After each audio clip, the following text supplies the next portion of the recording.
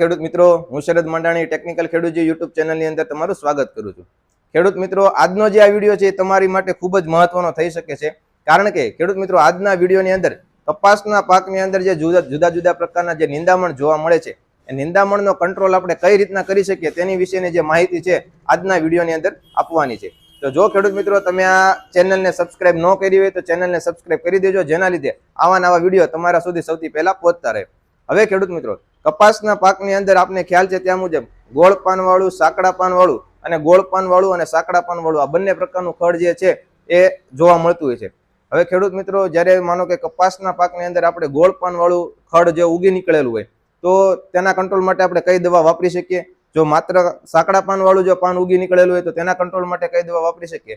અને ગોળ પાનવાળું અને સાંકડા પાનવાળું જો બંને પ્રકારના ખડ ઉગી નીકળેલા હોય તો તેના કંટ્રોલ માટે આપણે કઈ દવા વાપરી શકીએ ને તેની વિશેની માહિતી આજના વિડીયોની અંદર આપી દેવાની છે।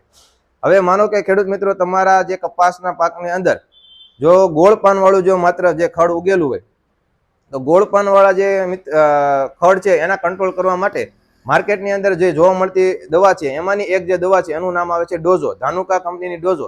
ટેકનિકલની પાયરીથાયોબેક સોડિયમ 10% ઇસી ફોર્મ્યુલેશનની અંદર છે જોવા મળવાનું છે।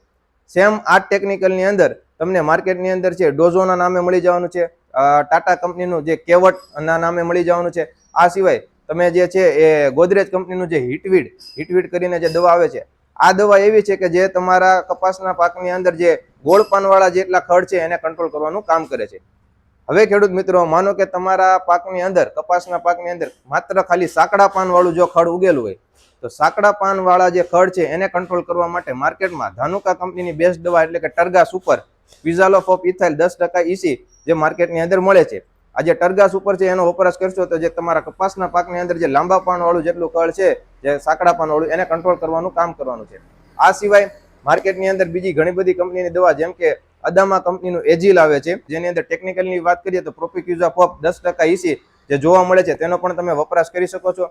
આ સિવાય યુપીએલ કંપનીનું સેન્ચુરિયન કરીને જે દવા આવે છે એનો પણ તમે જે કપાસના પાકની અંદર જે સાંકડા પાનવાળા જે ખડ છે એને કંટ્રોલ કરવા માટે તમે વપરાશ કરી શકો છો।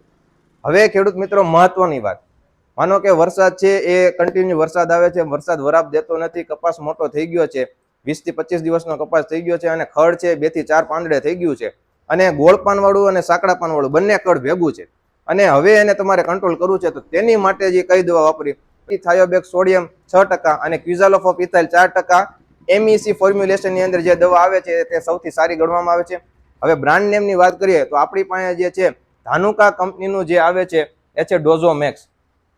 ખેડૂત મિત્રો, આ છે ધાનુકા કંપનીનું ડોઝોમેક્સ કે જેની અંદર પાયરીથાયોબેક સોડિયમ 6% અને ક્વિઝાલોફ ઓફ ઇથાઇલ 4% MEC ફોર્મ્યુલેશનની અંદર જોવા મળે છે કે જે તમારા કપાસની અંદર ગોળ પાનવાળા અને સાંકડા પાનવાળા બંને પ્રકારના ખડને કંટ્રોલ કરવાનું કામ કરે છે।